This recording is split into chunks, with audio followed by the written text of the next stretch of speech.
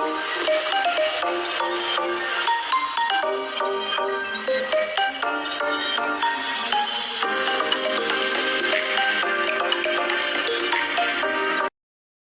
Everyone, welcome back to my YouTube channel.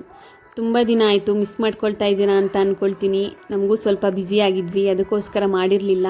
ಇವತ್ತಿಂದ daily update ಸಿಗುತ್ತೆ. ಇವತ್ತಿನ ರೆಸಿಪಿ ಬಂದುಬಿಟ್ಟು ಸಬ್ಬಕ್ಕಿ ಉಪ್ಪಿಟ್ಟು ಅಂತ, ಅಥವಾ ಸಾಬುದಾನ ಉಪ್ಪಿಟ್ಟು ಅಂತಲೂ ಕರೀತಾರೆ.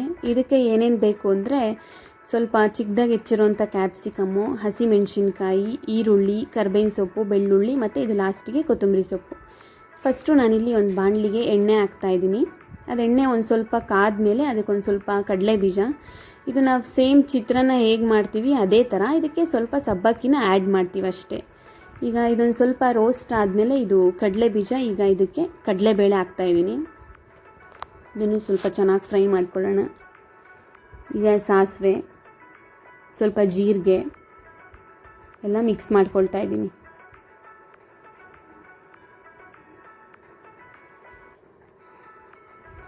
ಈಗ ನಾನು ಹಂಗೆ ಸ್ವಲ್ಪ ಜಜ್ಜಿಟ್ಕೊಂಡಿದ್ದೀನಿ ಎಂಥದ್ದು ಬೆಳ್ಳುಳ್ಳಿ, ಕ್ಯಾಪ್ಸಿಕಮ್ ಮತ್ತು ಈಗ ಕರ್ಬೇವಿನ ಸೊಪ್ಪು.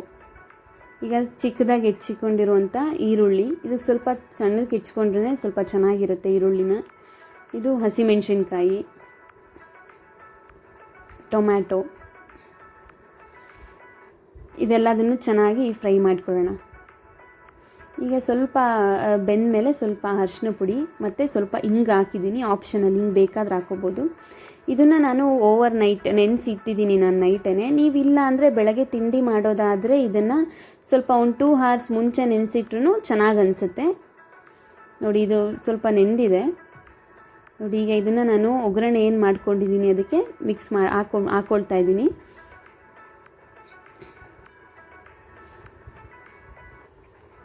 ಈಗ ಇದನ್ನು ಮಿಕ್ಸ್ ಮಾಡ್ಕೊಳ್ಳೋಣ ಚೆನ್ನಾಗಿ. ತುಂಬಾ ಚೆನ್ನಾಗಿರುತ್ತೆ ಟೇಸ್ಟು, ಒಂದು ಸಲ ಟ್ರೈ ಮಾಡಿ ನೀವು ನೋಡಿ. ಚೆನ್ನಾಗಿ ಮಿಕ್ಸ್ ಮಾಡ್ಕೊಂಡಾದ್ಮೇಲೆ ಇದಕ್ಕೆ ನಾನು ರುಚಿಗೆ ತಕ್ಕಷ್ಟು ಉಪ್ಪನ್ನ ಹಾಕ್ತಾಯಿದ್ದೀನಿ. ಇದು ಲಾಸ್ಟಲ್ಲಿ ಸಣ್ಣದಾಗಿ ಹೆಚ್ಚಿಟ್ಕೊಂಡಿರೋಂಥ ಕೊತ್ತಂಬರಿ ಸೊಪ್ಪು ಎಲ್ಲನೂ ಚೆನ್ನಾಗಿ ಮಿಕ್ಸ್ ಮಾಡ್ಕೊಂಬಿಟ್ಟು ಸ್ವಲ್ಪ ನಿಂಬೆ ಹುಳಿ ಇಟ್ಕೊಂಡ್ರೆ ರುಚಿಯಾದ ಸಾಬುದಾನ ಉಪ್ಪಿಟ್ಟು ರೆಡಿ, ಅಥವಾ ಸಬ್ಬಕ್ಕಿ.